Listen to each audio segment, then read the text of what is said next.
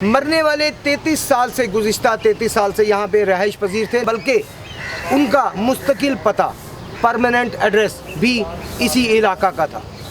लेकिन इसके बावजूद इंतज़ामिया ने शोर मचाया कि जी ये किराएदार। हमारा ब्रिटिश लॉ जो कि हमारे पाकिस्तान में राइज है, जिसके अंडर हमारे तमाम कानून बनाए जाते हैं, उसके मुताबिक अगर कोई शख्स किसी इलाका का रहाइश पजीरा और उसका परमानेंट एड्रेस उस इलाका का है तो उसे उसी कब्र, अगर वो फौत हो जाता है तो उसी कब्रिस्तान में दफनाया जाएगा जहाँ का उसका परमानेंट एड्रेस होगा। लेकिन इस तरह की जाहिल कमेटी जहाँ पे बैठी होगी वहाँ पर इनके शर से मरने वाला भी महफूज नहीं है। अस्सलाम वालेकुम नाज़रीन, जैसा कि हम आज कल इस पर फोकस है हमारा कब्रिस्तान की जो असूल यहाँ पे कमेटी ने बनाए हुए हैं, उस पर हम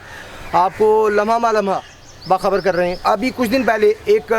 फौतगी हुई जो कि यहाँ पे किराएदार थे और गुज़िश्ता 33 सालों से यहाँ के रहने वाले थे। उस पर कमेटी का ये फैसला था कि इन्हें जगह यहाँ पे ना दी जाए, लेकिन उन्होंने अपने असर रसूख इस्तेमाल करते हुए कमेटी को मजबूर किया और यहाँ पे जगह बहरहाल ले ली। मरने वाले 33 साल से गुज़िश्ता 33 साल से यहाँ पे रहाइश पजीर थे, ना कि यहाँ तक वो यहाँ के रहाइश पजीर थे, बल्कि उनका मुस्तकिल पता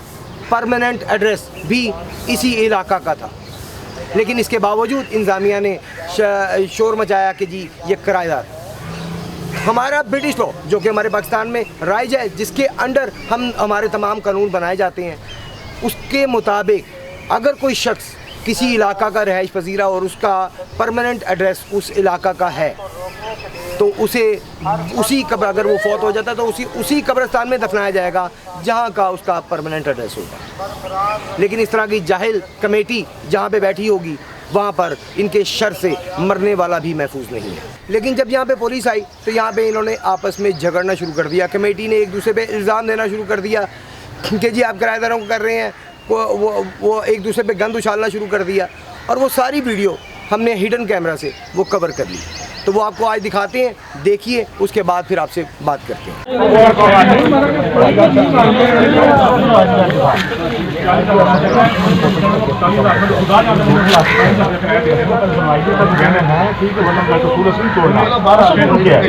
मेरी अपनी यही गल सारे कह रहे हैं ये चूंकि तो रहना ना उन्हें अधिकार का सीधा नहीं होता चुप कर दे कोई गल नहीं छोड़ा उन्होंने कहा यार कोई गल नहीं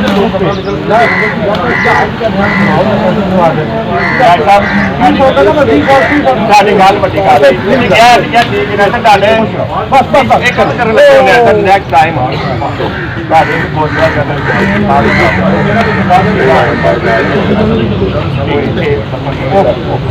ठीक है। आज तो बात इजाज करे उनका भाई तो राशि है एक तक खबर तक इजाजत देगी नहीं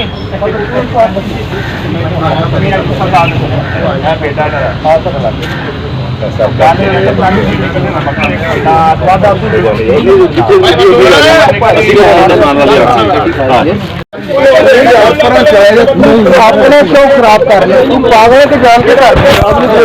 खराब कर देना समझ नहीं आ रही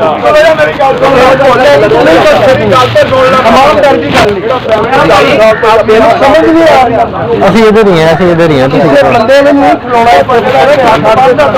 पीछे ही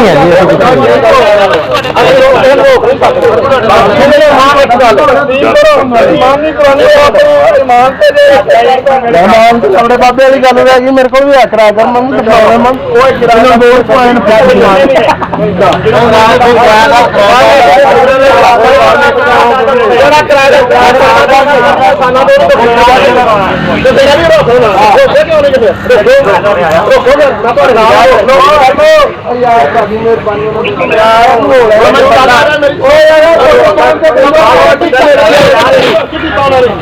सामने बंदे ले आके तुम्हारा खबर करा दी और यार खबर दे और लेवा 9 बजे आएगा मेरे को सुबह मेरे को आया बीमा बाहर मैं गुजारिश की मैं सुबह जवाब देता कि भाई असं मारने चाहते हैं ऐ तो खबर उन्होंने खुद ही और कटी है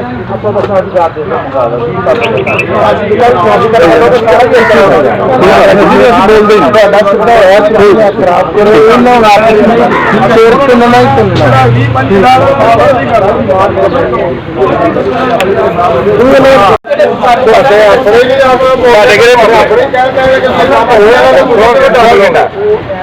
ਪਿੱਛੇ ਨਹੀਂ ਹੋਏਗਾ ਇਹ ਗੱਲ ਕਰਨੇ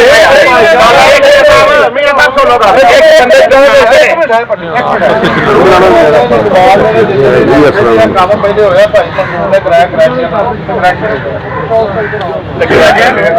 ਕਿੰਨੇ ਆ ਗਏ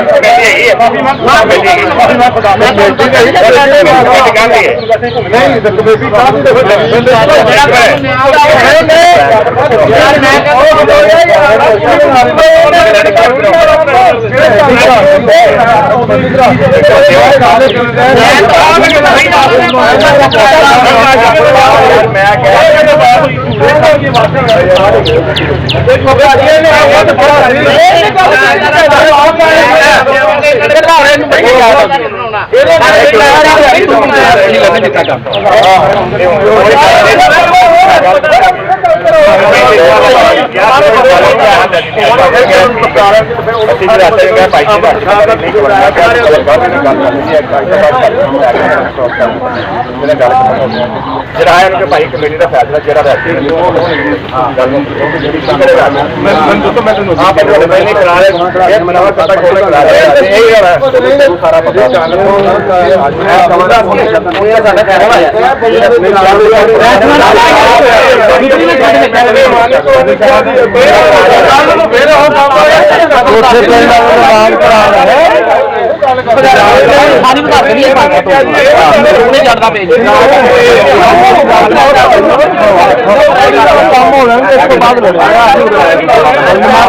देखो थोड़ी मेहरबानी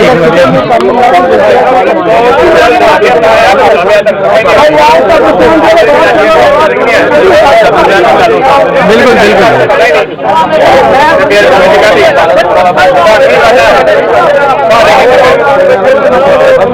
जी ठीक है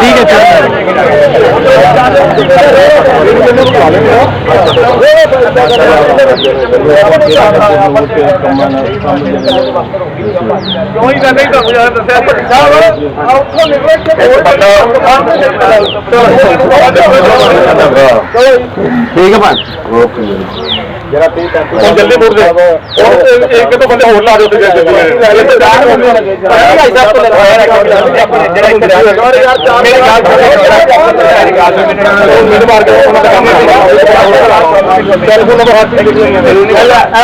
पता लगता भरा है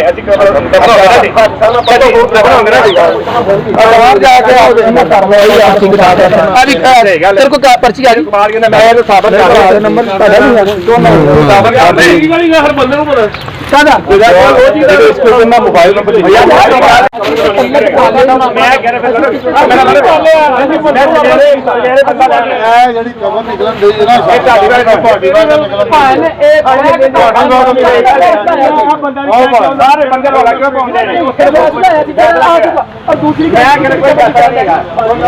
किराएदार का कहने फैसला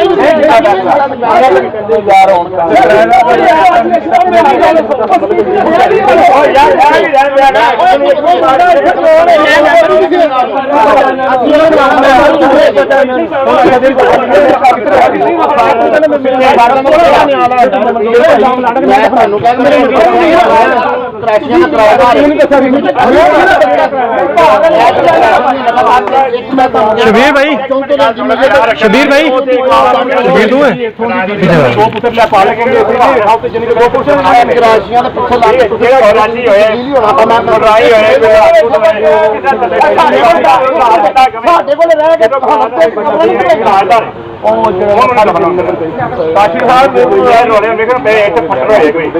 है मैं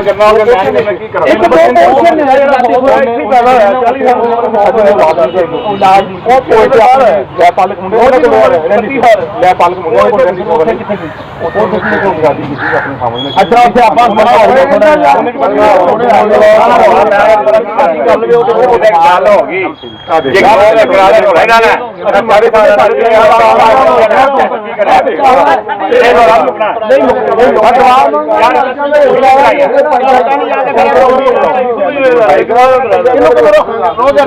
ਸਾਡੇ ਜਦੋਂ ਕਿਹਾ ਲੈ ਕਰਾ ਦਾ ਪਤਾ ਨਹੀਂ ਹੋਣਾ ਫਿਰ ਹੋ ਗਿਆ ਯਾਰ ਚੌਥੇ ਕਾਸ਼ਮ ਕਿਵੇਂ ਦੀ ਗੱਲ ਕੀਤੀ ਜਾਂਦਾ ਤੂੰ ਉਹ ਬਈਆ ਦਾ ਹੋਰ ਕੀ ਹੋ ਰਹੀ ਤੁਸੀਂ ਵੇਖ ਲੈਣਾ ਫਿਰ ਕੱਲ ਇਹੋ ਗੱਲ ਹੀ ਕਮੇਟੀ ਕਿਹਨੇ ਮਾਰ ਗਈ ਹੋਇਆ ਇੱਕ ਮਿੰਟ ਕਮੇਟੀ ਕਿਹੜਾ ਸਾਡਾ ਬੰਦੇ ਦੇ ਨਾਲ ਸਾਡਾ ਬੰਦਾ ਹੈ ਮੈਨੂੰ ਦੱਸਣਾ ਯਾਰ ਮੇਰਾ ਬੰਦਾ ਆ ਗਿਆ ਇੱਕ ਮਿੰਟ ਤੇ ਫਿਰ ਮੈਨੂੰ ਦੱਸਣਾ ਯਾਰ ਤੇਰਾ ਬੰਦਾ ਹੈ ਮੈਂ ਕੋਈ ਨਾ ਕਹਿੰਦਾ ਕਮੇਟੀ ਦੇ ਬੰਦੇ ਤੇਰਾ ਯਾਰ ਪਹਿਲਾਂ ਹੋ ਗਿਆ ਨਹੀਂ ਹੈਗਾ ਵੀ ਇਹੋ ਕੰਮ ਹੋਣਾ ਨਹੀਂ ਹੋਣਾ ਕੌਣ ਕਰੇਗਾ ਇੱਕ ਮਿੰਟ ਕੌਣ ਕਰੇਗਾ ਇਹ ਨਹੀਂ ਕੋਈ ਹੋਣਾ ਇੱਕ ਮਿੰਟ ਯਾਰ ਪੁਰਾਣਾ ਬੰਦਾ ਖੜੇ ਮੈਂ ਦੱਸ ਮੈਂ ਰੋਕ ਦਫਾ ਹੋਏਗਾ ਨਹੀਂ ਬੋਲੇਗਾ ਜਿੰਨਾ ਦਾ ਮਾਰ ਖਾਦਾ ਉਹ ਬਾਤ ਹੋਗਾ ਜਿਹੜਾ ਰੋਕਣ ਦੇ ਕੁੜੀ ਫਸੇ ਨਾਲ ਹੋ ਰਿਹਾ ਨਹੀਂ ਹੋਣਾ ਜਿਹੜਾ ਮਾਰ ਖਾਦਾ ਸਭ ਤੋਂ ਅੱਗੇ ਲੈ ਭਾਈ ਜਿੰਨਾ ਮਾਰ ਖਾਦਾ ਸਾਨੂੰ ਆਂਦੇ ਮੇਰਾ ਜੱਗਾ ਜੋ ਆਪਣਾ ਕੀ ਨਾਮ ਇਕਬਾਲ ਉਹ ਨਹੀਂ ਜਾਣ ਛੱਡਣ ਦਾ ਬਾਕੀ ਕਿਤੇ ਕੋਈ ਗੱਲ ਯਾਰ ਜਾਣ ਮੈਨੂੰ ਇਹ ਯਾਰ ਸਾਰੇ ਬੰਦੇ ਸਾਰ ਜਾ ਮੈਨੂੰ ਦੋ ਇਹ ਗੱਲ ਦੱਸ ਕੇ ਵੀ ਤੁਸੀਂ ਕਿਉਂ ਗਲਤ ਕੰਮ ਕੀਤਾ ਯਾਰ ਪੈਸੇ ਨਹੀਂ ਖਾਂਦੇ ਪੈਸੇ ਕੁਤਲਾ ਕੀਤੀ ਨਹੀਂ ਖਾਂਦੇ ਰਹੇ ਕਿਹੜਾ ਗਲਤ ਨਹੀਂ ਪੈਸੇ ਲੈ ਕੇ ਮੈਂ ਕਹਿੰਦਾ ਮੈਂ ਉਹੀ ਗੱਲ ਮੈਂ ਤੁਹਾਨੂੰ ਅੱਜ ਵੀ ਇਹ ਗੱਲ ਮੈਂ ਨਹੀਂ ਤੁਸੀਂ ਕੰਮ ਕਰੋ ਯਾਰ ਤਿੰਨ ਨਿਕਲ ਗਈ ਹੈ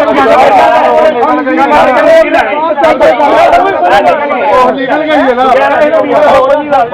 ਸੋਬਤ ਕਰ ਜਬਨ ਕੇ ਕਬਰ से मार कबर देख लो कसम खा के कैसे मारेगा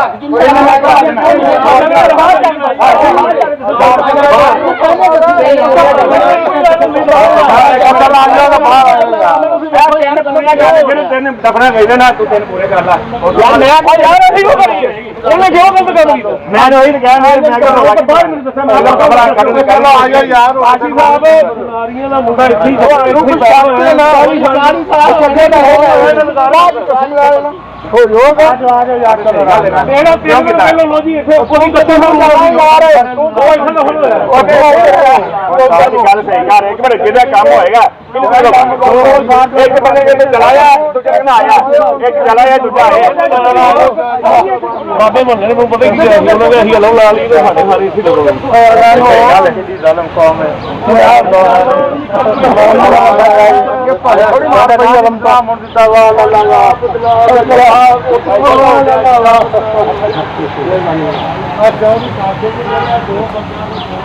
जब भी प्राची रहे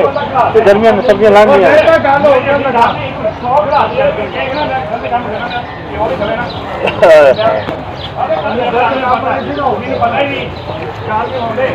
अल्लाह ताला सब मुजाहिद दे आमीन जी जंगू झगड़ा वेला ही है शुक्रिया जी बहुत मेहरबानी साडी बड़ी हेल्प कीती है तुसी राइट दे सो तुसा राइट दा साथ दित्ता जी नाज़रीन, सारा जो भी किस्सा था वो आपने देखा, आपको दिखाया हमने, आपने देखा कि किस तरह झगड़ रहे थे। और आप इनको देख सकते हैं, क्या ये लोग कमेटी मेंबर बनने के हकदार हैं, जिन्हें ना इस्लाम की कोई इल्म है, इस्लामी कानून का, ना ब्रिटिश लॉ के कानून का कोई पता है, लेकिन ये कमेटी मेंबर बने हुए हैं। ना ये पढ़े लिखे लोग हैं, ना ये कोई इस्लामी तालीम याफ्ता लोग हैं जिससे जिन्हें इस्लाम की कोई इतना अच्छी तालीम जो हासिल की हो, कोई आलिम हो। इनमें कोई बंदा ना आलिम है, ना कोई दुनियावी तालीम में कोई बहुत आगे है, लेकिन इसके बावजूद ये कमेटी मेंबर बने हैं। क्या इस तरह के जाहिल लोग अगर कमेटी मेंबर बनेंगे तो क्या हमारे बड़े बड़े बुज़ुर्गों की कब्रें महफूज रहेंगी? क्या हम समझ सकते हैं कि अगर हम साल या 2 साल के लिए कहीं जाएं तो हमारे वो कब्रें, हमारे बड़ों की कब्रें वहाँ पे महफूज रहेंगी? क्या हमारी कब्रें कल को महफूज रहेंगी इन लोगों की कमेटी के अंडर जो है? हमें ये सोचना चाहिए। ये हमारे लिए लम्हा फ़िक्रिया है, क्योंकि हमारी आक़िबत, आखिरी ज़िंदगी, हमारा ईमान है कि हमारी आखिरत की ज़िंदगी की शुरुआत यहाँ से होती है। जब हम यहाँ पे दफन किए जाते हैं उसके बाद उसकी शुरुआत होती है। तो क्या ऐसी कमेटी मेंबर जो हैं वो उनके अंडर कब्रिस्तान अगर होंगे तो क्या महफूज होंगे? कभी भी नहीं। इनके कमेटी मेंबर से पिछले दिनों हमारी बात हुई और उन्होंने कहा कि जी बाकी कब्रिस्तानों में भी यही असूल है। अभी रिसेंटली हमने एक और कब्रिस्तान के जो कमेटी है उनसे रब्ता किया है, और उन्होंने हमें बताया कि उनके कब्रिस्तान में ऐसा कोई असूल नहीं है, बस एक असूल है कि वो बंदा वहाँ पर रहता हो, बेशक वो किराएदार है, बेशक वो मालिक मकान है, उसके लिए कब्रिस्तान हाजिर है। अभी हम इंशाअल्लाह ताला नेक्स्ट एपिसोड जो होगा वो उनके इलाका में जाएंगे, उनके जो वहाँ पे हेड हैं कमेटी के, उनसे बात करेंगे और वो भी आप तक पहुँचाएँगे। हमें चाहिए अवेयरनेस, इस अवेयरनेस की बहुत ज़रूरत है। हमें चाहिए कि हम अपने अपने मोहल्ले में जो भी इस तरह के इश्यूज़ हैं उसको लोगों तक पहुँचाएँ, मुतलका महकमा तक पहुँचाएँ, जहाँ तक हमारी रसाई है हम उसे वहाँ तक उजागर करें। आपके मोहल्ला में, आपके इलाका में कोई भी ऐसा इशू है, आप हमसे रब्ता करें। हमारा नंबर है, चैनल का नंबर है 0321427953। आपके इलाका में कोई भी ऐसा इशू हो, आप हमें कॉल करके बुला सकते हैं, हम आपके इलाका में भी आएंगे और उस इशू को भी हम हाईलाइट करेंगे और जहां तक हो सकेगा हम उसे पहुंचाएंगे। हमारी पूरी कोशिश होगी कि हम इस तरह के जितने भी इश्यूज़ हैं उस पर काम करें, उस पर वर्किंग करें, क्योंकि हमारी असल ज़िंदगी यहाँ पे आने के बाद शुरू होती है। हमारे पे फ़र्ज़ है, हमें आखिरत में ये सवाल किया जाएगा कि ये ताकत अल्लाह की ज़ात पाक ने हमें दी थी, ये प्लेटफॉर्म हमें दिया था, क्या हमने इसका सही इस्तेमाल किया?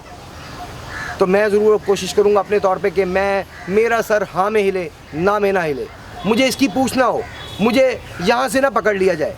मेरे महल्लेदारों के हकूक़ से मुझे ना पकड़ लिया जाए। मैं अगर 5 वक्त नमाज़ भी पढ़ता हूँ, मैंने अपने वालिदैन की खिदमत भी की होगी, मैंने सारे हकूक़ पूरे किए होंगे, लेकिन अगर मैंने अपने महल्लेदारों के हकूक़ पूरे ना किए गए होंगे तो मुझे पकड़ लिया जाएगा, क्योंकि अल्लाह ताला वाज़िया फरमा चुके हैं कि मैं हकूक़ अल्लाह बख्श दूँगा लेकिन हकूक़ुल इबाद नहीं बख्शूँगा, नहीं माफ़ करूँगा। तो हमें हकूक़ुल इबाद की तरफ ध्यान देना चाहिए। आप भी, आपके भी मोहल्ले में कोई भी ऐसा इशू है, आप हमें कॉल करें, हम आपकी एक कॉल पर आपके मोहल्ला में आएंगे और उस इशू को मुतलका महकमा तक पहुंचाने की भरपूर कोशिश करेंगे। देखते रहिए मल्टी न्यूज़ नेटवर्क। अगले प्रोग्राम तक के लिए कैमरामैन जानशेर खान के साथ फैसल मीन को इजाज़त दीजिए। अल्लाह हाफिज़।